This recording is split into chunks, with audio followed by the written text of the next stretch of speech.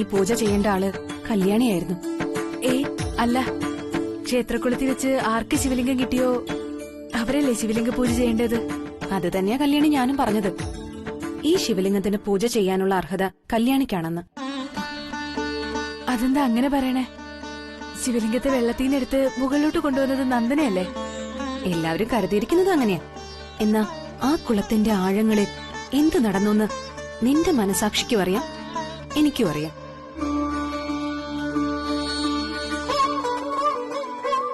എന്തൊക്കെയായി പറയണേ? എനിക്കായി നീ നേടിത്തന്നതോ പിന്നെ വിട്ടു തന്നതോ ആയ കാര്യം മറ്റാർക്കും അറിയില്ല. പക്ഷേ എനിക്കാ കാര്യം അറിയില്ലെന്ന് നീ പറയരുത്. വെള്ളത്തിനടിയിൽ എന്ത് നടന്നുവെന്നും ശിവലിംഗം എന്റെ കയ്യിൽ എങ്ങനെ വന്നുവെന്നും എനിക്ക് നന്നായിട്ടറിയാം.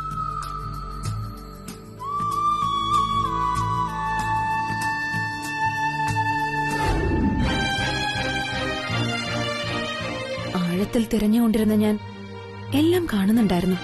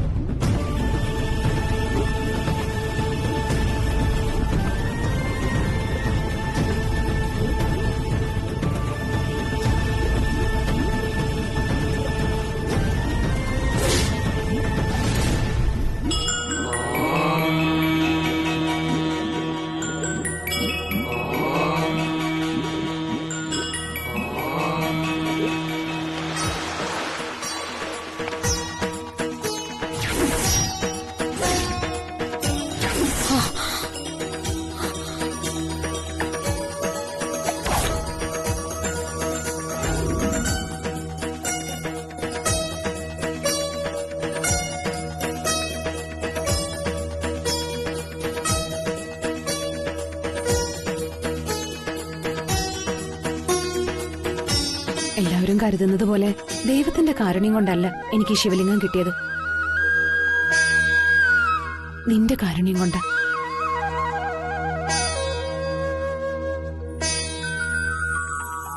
എനിക്ക് കിട്ടിയ ഈ അംഗീകാരമെല്ലാം നിനക്ക് കിട്ടേണ്ടതായിരുന്നു.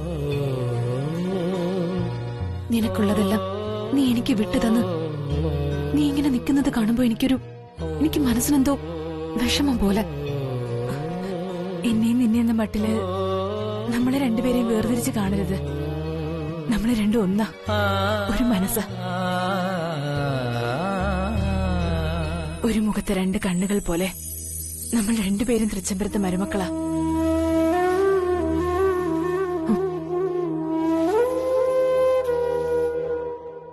വെള്ളത്തിനുള്ളിൽ മറഞ്ഞുകിടന്ന സ്ഫടിക ശിവലിംഗം പോലെ ആരും കാണാതെ ഞാനും, പുറത്ത് തിളങ്ങിക്കൊണ്ടിരിക്കുന്ന ശിവലിംഗം പോലെ നന്ദനയും. രണ്ടും ഒന്നു തന്നെയായിരിക്കും, ഒരു വേർതിരിവും ഉണ്ടാവില്ല.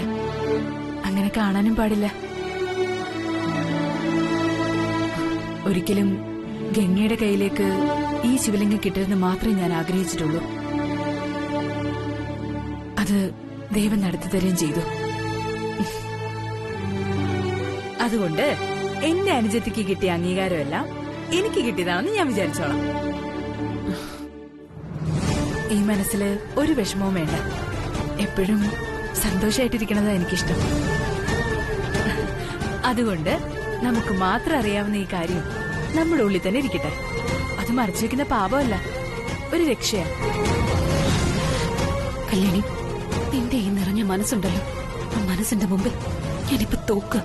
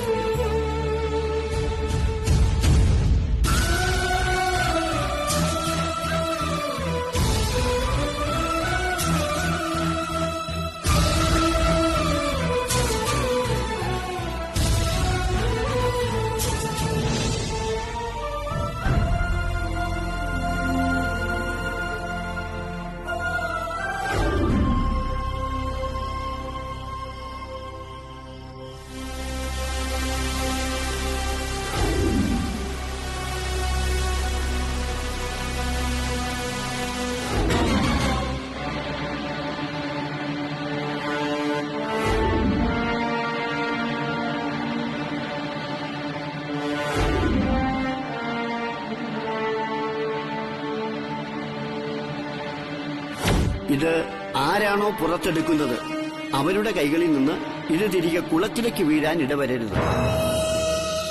അങ്ങനെ സംഭവിച്ചാൽ അത് തൃച്ചംബരത്തിന് വലിയ ആപത്തുണ്ടാക്കും. അയ്യോ,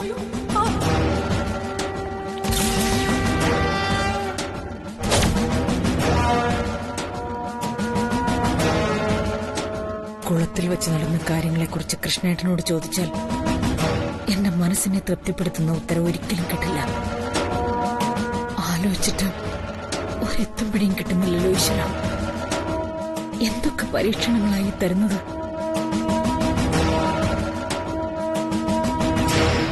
ഇതിനൊരു ശരിയായ മറുപടി തരാൻ ഗുരുജിക്ക് കഴിയൂ.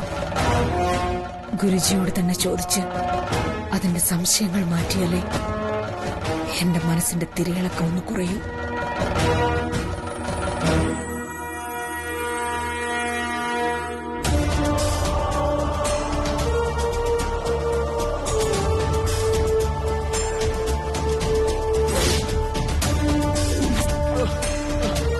രക്ഷിക്കണേ, പാമ്പ്, വലിയ പാമ്പ് എന്നെ കാലു ചുറ്റി, എന്നെ കടിച്ചു. മാഡം, ഇവൻ കത്തിയുമായിട്ടാ കുളത്തിലിറങ്ങിയത്. നിങ്ങളിൽ ആരെയോ കൊല്ലാൻ വേണ്ടി വന്നിരിക്കുക ഇവൻ.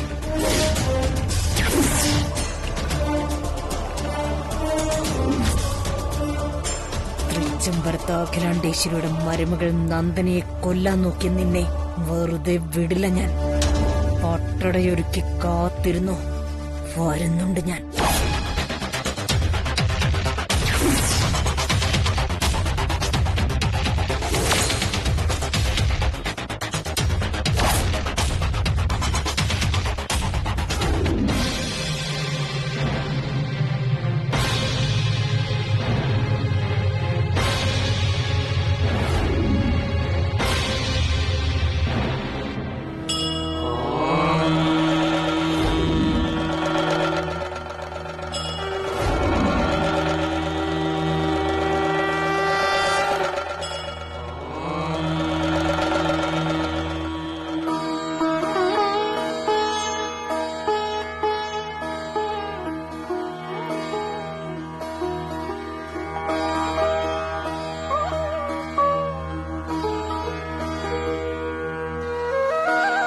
ഗുരുജി, എനിക്കൊരു സംശയം.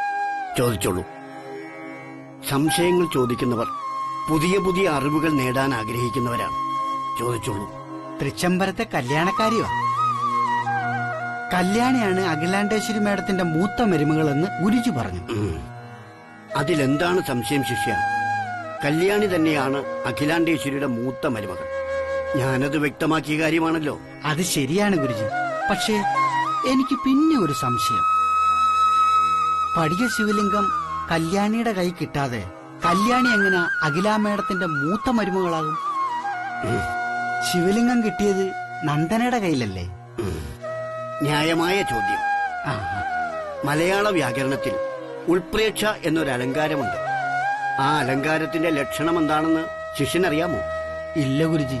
എന്താണാവോ? ഒന്ന് പറഞ്ഞു തന്നാലും. പറയാം. മറ്റൊന്നിൻ ധർമ്മയോഗത്താൽ അതുതാനല്ലയോ ഇത് എന്ന വർണ്ണ്യത്തിലാശങ്ക ഉൾപ്രേക്ഷാഖ്യമലങ്കൃതി. ഇതാണ് അതിന്റെ ലക്ഷണം. ഇവിടെ സംഭവിച്ചിരിക്കുന്നതും അതാണ്. ഒന്ന് വിശദമാക്കി തരാമോ ഗുരുജി? പറയാം. ശിവലിംഗം നന്ദനയുടെ കയ്യിലിരിക്കുന്നത് കണ്ടപ്പോ അത് നന്ദനയ്ക്ക് കിട്ടിയതായിരിക്കുമെന്ന് ശിഷ്യൻ കരുതി. അതെ. അത് നന്ദന കണ്ടെത്തിയതാണോ അതോ മറ്റേതെങ്കിലും വിധത്തിൽ നന്ദനയുടെ കൈകളിൽ വന്നുചേർന്നിരിക്കുന്നതാണോ എന്ന് കുളക്കരയിൽ നിൽക്കുന്ന ശിഷ്യനോ മറ്റുള്ളവരോ അറിയുന്നില്ല. ജലത്തിനു മുകളിൽ നടന്ന കാഴ്ചയെ എല്ലാവരും കണ്ടുള്ളൂ. എന്നാൽ അങ്ങനെയല്ല. പിന്നെ ജലത്തിനടിയിൽ എന്താണ് സംഭവിച്ചതെന്ന് ഉൾക്കാഴ്ചയിലൂടെ നാം കണ്ടു. ഓ,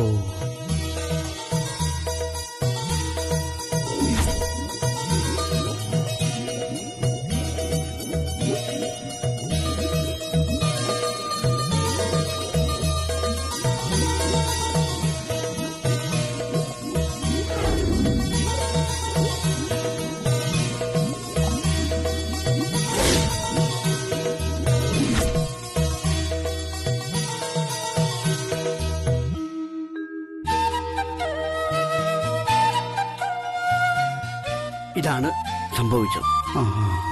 ശിവലിംഗം കിട്ടിയത് കല്യാണിയുടെ കൈകളിലാണ്.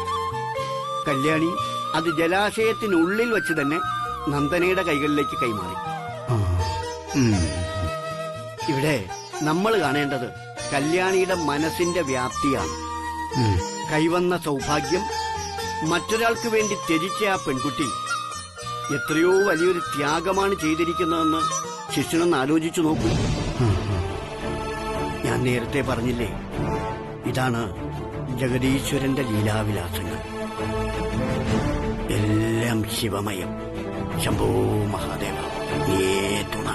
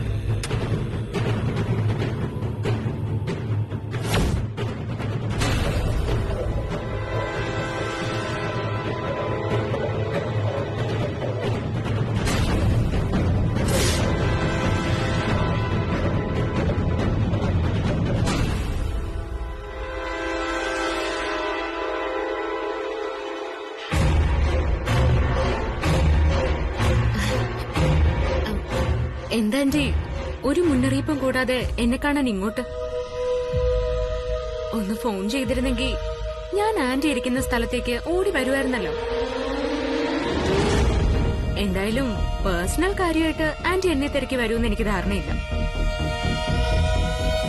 എന്തെങ്കിലും ബിസിനസ് കാര്യമായിട്ടായിരിക്കും ഈ വരവല്ലേ? എന്താ ആന്റി, ശരിയല്ലേ? യമദേവനെ ആരെങ്കിലും ഫോൺ ചെയ്തു വരുത്തൂ? ഇല്ല. സമയമാകുമ്പോ യമദേവൻ കൊണ്ടുപോകേണ്ടവരെ തേടിയെത്താറാണ് പതിവ്.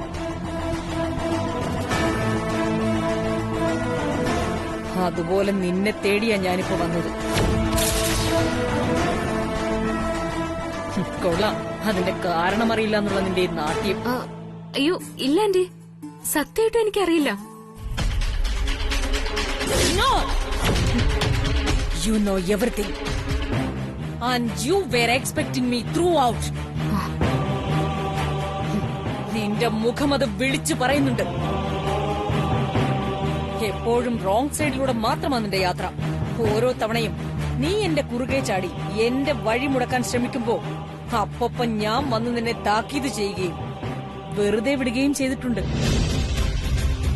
But you keep repeat your repulsive action again and again. നാണമില്ല നിനക്ക്? ലജ്ജയും അഭിമാനവും ഇല്ലാത്ത പിഴച്ച ജന്മം.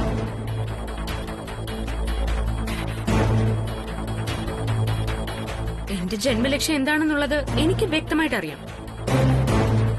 അതിരിക്കട്ടെ, ഇപ്പൊ എന്നെ താക്കീത് ചെയ്യാനും പകരം വീട്ടാനും ഒക്കെ ഇറങ്ങി തിരിച്ചത് എന്തിനാണെന്ന് എനിക്ക് ഇനിയും മനസ്സിലാവുന്നില്ല. ഞാൻ എന്ത് തെറ്റ് ചെയ്തു? Shut up, you. നീ തൃച്ചംബരത്തെ കുടുംബക്ഷേത്രത്തിലെ കുളക്കടവിൽ വന്നത് എന്താ ഞാൻ അറിയില്ലെന്ന് കരുതിയോ? ശ്ശോ, എന്താ ആന്റി, എനിക്ക് ക്ഷേത്രത്തിൽ വരാൻ എന്തെങ്കിലും വിലക്കുകളുണ്ടോ? ഞാൻ വന്നതേ ദൈവസന്നിധിയിൽ പ്രാർത്ഥിക്കാനാ. നീയോ പ്രാർത്ഥിക്കാനോ?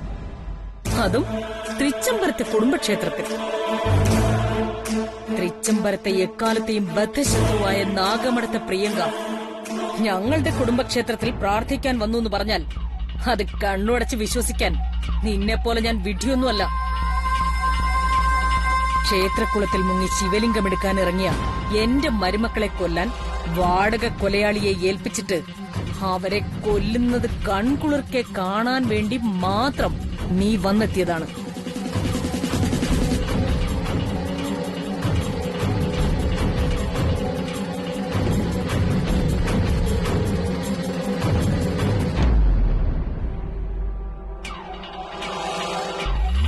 തൃച്ചംബരത്ത് അഖിലാണ്ടേശ്വരിയുടെ മരുമക്കളെ കൊല്ലുന്നതിന് വാടക കൊലയാളിയെ നിയോഗിക്കാൻ നിനക്ക് എങ്ങനെ ധൈര്യം വന്നു?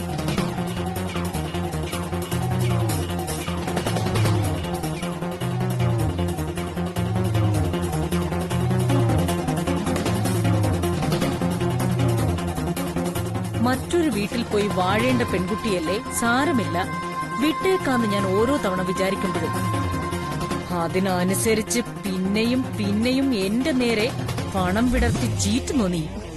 Yes, I did it. But you are mistaken aunty. Aunty എന്താ പറഞ്ഞത്? എന്നെ ജീവിക്കാൻ വിട്ടെന്നോ? എപ്പോ? എന്ന്? എന്നെ ജീവിക്കാൻ വിട്ടില്ല നിങ്ങൾ.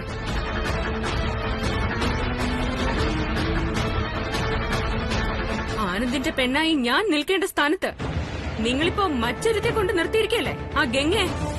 അവളെ കൊല്ലാനാ ഞാൻ വാടക കൊലയാളിയെ നിയോഗിച്ചത്. നന്ദനെ കൊല്ലേണ്ട ആവശ്യം എനിക്കില്ല. അവൾ എന്റെ ശത്രുവല്ല. മിണ്ടരുത് നീ. ഗംഗ എന്റെ മൂത്ത മരുമകളാ.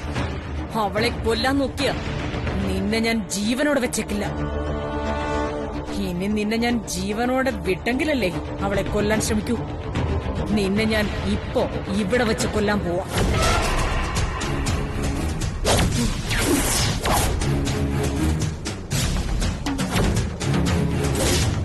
ഇത്ര നാളും ഞാൻ നിന്നോട് ക്ഷമിച്ചതുപോലെ ഇനി ഞാൻ നിന്നോട് ക്ഷമിക്കില്ല. ശത്രുവിനോട് ഒരിക്കലും ദയ കാട്ടരുത്. ശത്രുവിനോട് ദയ കാട്ടിപ്പോയാൽ സമാധാനം കിട്ടില്ല എന്നൊരു ചൊല്ലുണ്ട്. അത് പാടില്ല. നിന്നോട് ദയ തോന്നിയതും പലവട്ടം വിട്ടുകളഞ്ഞതും എന്റെ തെറ്റ്. നിർത്തടി. നീ ചിരിച്ചെന്നെ പരിഹസിക്ക? ഞാൻ കൊല്ലില്ലാന്ന് വിചാരിച്ചാണോ നീ ചിരിച്ചത്? ശത്രുവിനെ ജീവനോടെ വിട്ടാൽ സമാധാനം കിട്ടില്ല എന്ന് പറഞ്ഞല്ലോ ആന്റി. അതോർത്ത് ചിരിച്ചുപോയതാ. ഞാൻ മാത്രമാണ് ശത്രു എന്ന് ആന്റി കരുതിയോ? ആന്റി അറിയാതെ ആന്റിയുടെ ശത്രുക്കൾ തൃച്ചംബരത്ത് തന്നെ ഉണ്ട്.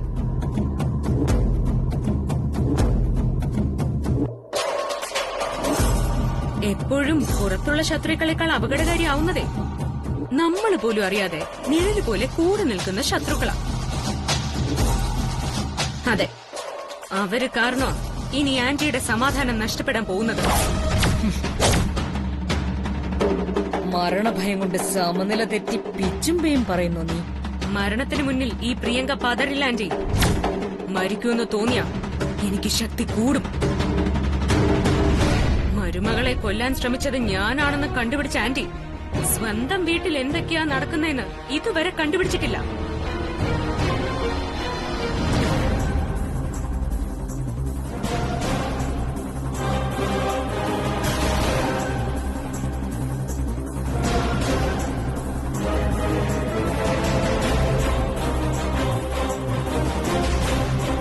ആന്റിയുടെ തൃച്ചംബരത്തെ ആന്റി അറിയാതെ ഒരു വിഷയം നടക്കുന്നുണ്ട്.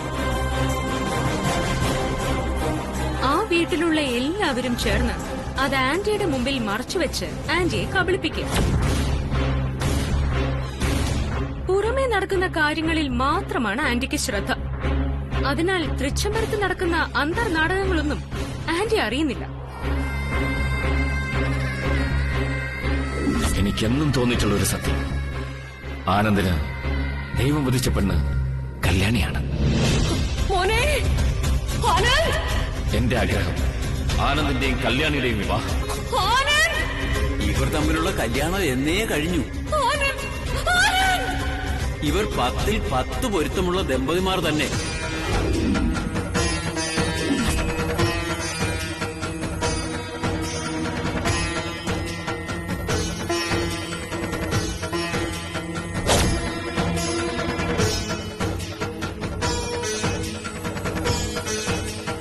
എന്താ എന്തൊക്കെയോ പറഞ്ഞ് എന്റെ മനസ്സിന്റെ സ്വസ്ഥത നഷ്ടപ്പെടുത്തി വിടാനാണോ നിന്റെ ഉദ്ദേശം?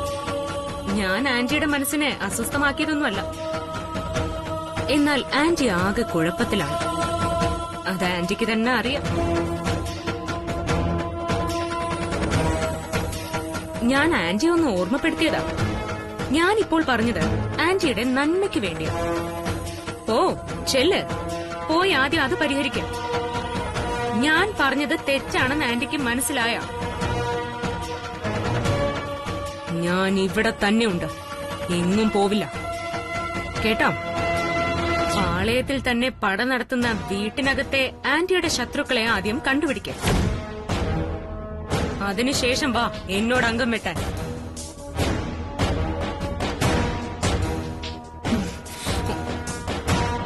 കരുതിയിരുന്നു.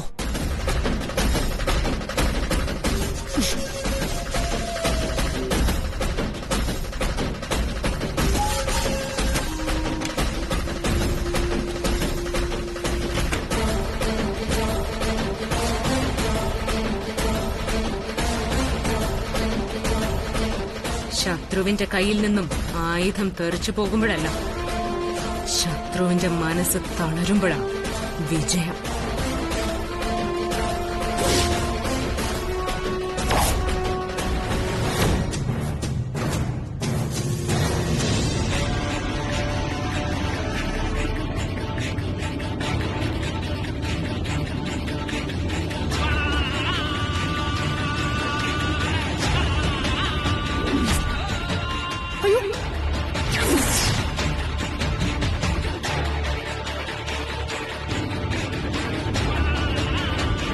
ദാസേട്ടാ, ഓ ഗുരുജിയുടെ അടുത്തേക്ക് പോട്ടെ.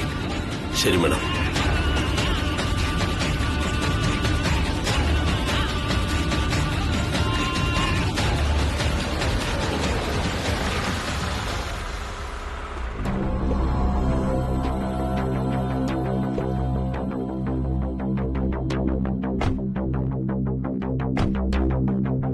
ആ ദാസേട്ടാ, മാഡം. കാറിലിരിക്കുന്ന ആ പഴത്തട്ട് കൂടി ഇങ്ങെടുത്തോളൂ. ശരി മാഡം.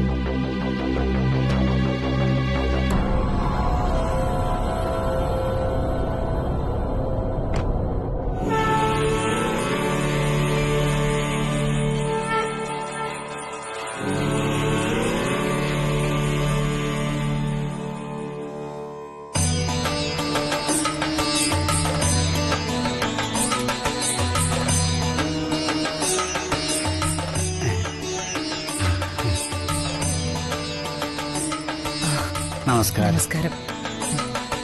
ഗുരുജി ഇപ്പൊ വരും.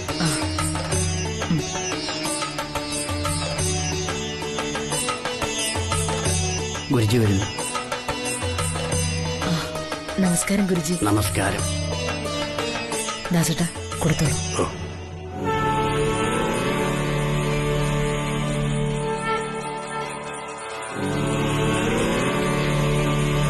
ഇതൊക്കെ എനിക്ക് എന്തിനാ കൊണ്ടുവന്നത്? ഇതെന്റെ മനസ്സിന്റെ ഒരു തൃപ്തിക്ക് വേണ്ടി മാത്രം ഗുരുജി. നിരസിക്കരുത്.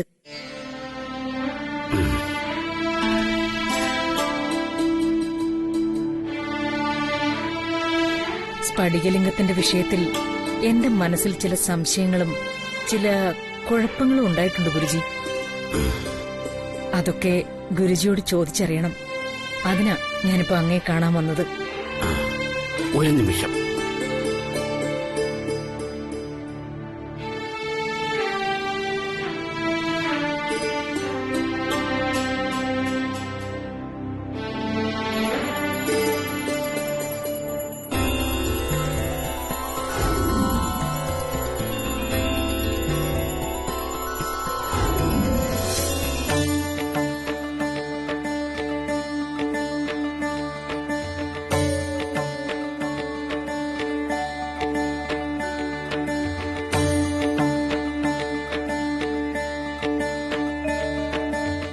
അകത്തേക്ക് എത്തിക്കൂ.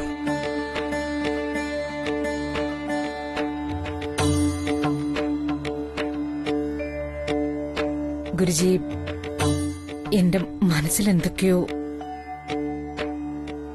മനുഷ്യ മനസ്സുകളിൽ ഉരുത്തിരിയുന്ന പല സംശയങ്ങളും പൂരിപ്പിക്കാനാവാത്ത സമസ്യ പോലെ ഉത്തരങ്ങളില്ലാത്തതായിരിക്കും.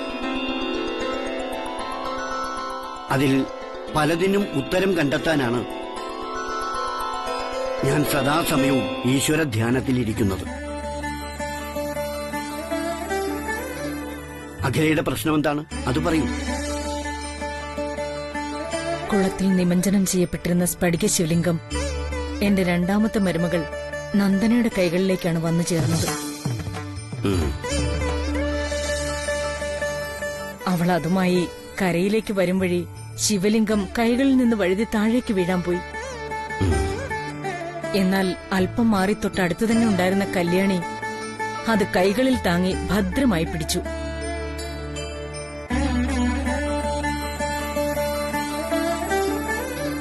പറയൂ, ഈ കാര്യങ്ങളൊക്കെ എന്താണ് സൂചിപ്പിക്കുന്നത്?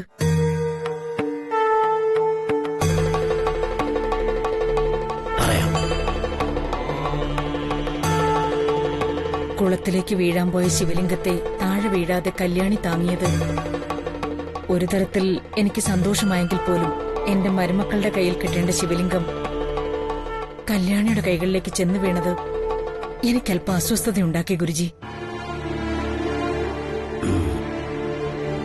ഗുരുജി മുൻകൂട്ടി പറഞ്ഞിട്ടുള്ളതാ ആ സ്ഫടിക ശിവലിംഗം തിരികെ കുളത്തിലേക്ക് വീണാൽ വലിയ ആപത്തുണ്ടാവുമെന്ന്. അത് വീഴാതെ കാത്തത് കല്യാണിയാ. എന്താ ഗുരുജി ഇതിന്റെ അർത്ഥം? സ്ഫടിക ശിവലിംഗം അതിന്റെ തിരുവിളയാട്ടം ആരംഭിച്ചിരിക്കുന്നു എന്നർത്ഥം. ഗുരുജി എന്താ പറഞ്ഞു വരുന്നത്? ശിവലിംഗം എത്തേണ്ട കൈകളിൽ തന്നെ എത്തുമെന്ന് ഞാൻ നേരത്തെ തന്നെ പറഞ്ഞിട്ടുള്ളതാണ്. അതേ ഗുരുജി, അതെന്റെ മരുമകൾ നന്ദനയുടെ കൈകളിൽ തന്നെ എത്തിയത്. വെള്ളത്തിനു മുകളിൽ നടന്ന കാര്യങ്ങൾ മാത്രമേ നിങ്ങൾ എല്ലാവരും കണ്ടിട്ടുള്ളൂ. വെള്ളത്തിനടിയിൽ അഗാധതയിൽ നടന്ന ഒരു കാര്യവും നിങ്ങൾ ആരും കണ്ടിട്ടില്ല, അറിഞ്ഞിട്ടുമില്ല.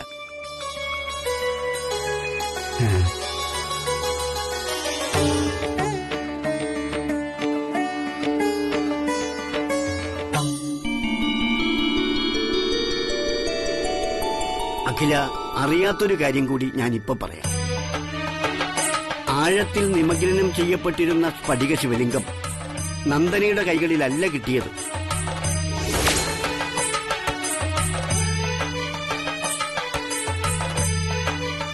അത് ചെന്നു ചേർന്നത് കല്യാണിയുടെ കൈകളിലാണ്.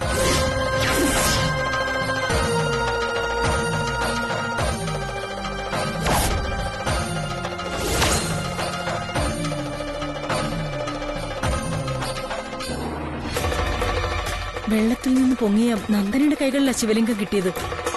അത് ഞാൻ കണ്ടതാണല്ലോ ഗുരുജി. വെള്ളത്തിനടിയിൽ കിടന്ന ശിവലിംഗം കല്യാണിയുടെ കൈകളിലേക്ക് എത്തിയതും വെള്ളത്തിനടിയിൽ വെച്ച് തന്നെ കല്യാണി അത് നന്ദനയുടെ കൈകളിലേക്ക് ഏൽപ്പിച്ചതും സാക്ഷാൽ മഹാദേവന്റെ ലീലാവിലാസങ്ങൾ മാത്രം.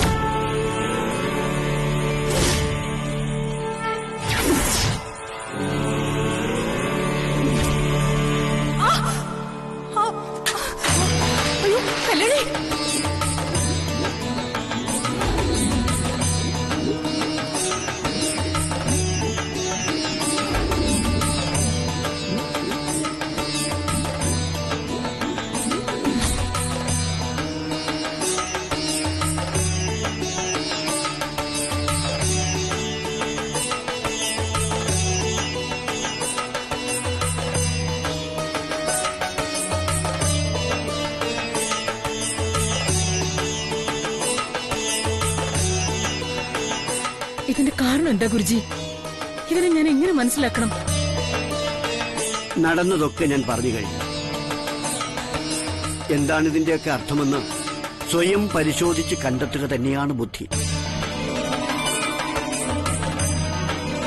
ഏതായാലും ഒന്നുറപ്പിച്ചോളൂ, ശിവലിംഗം അതെത്തേണ്ട കൈകളിൽ തന്നെയാണ് ഭദ്രമായി എത്തിയിരിക്കുന്നത്.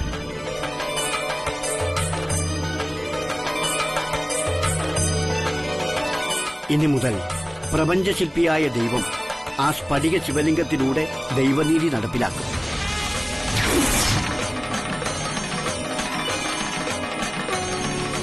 നേരിടാൻ തയ്യാറായിക്കൊള്ളുക. അവൻ തന്നെയാണ് സൃഷ്ടിയും സൃഷ്ടാവും സൃഷ്ടിജാലവും സൃഷ്ടിക്കാധാരമായവൻ. എല്ലാത്തിനും അവൻ തന്നെ സാക്ഷി. അല്ല ഗുരുജി, ഗുരുജിക്ക് ധ്യാനത്തിനുള്ള സമയമായി. ഇനി ആരോട് സംസാരിക്കില്ല.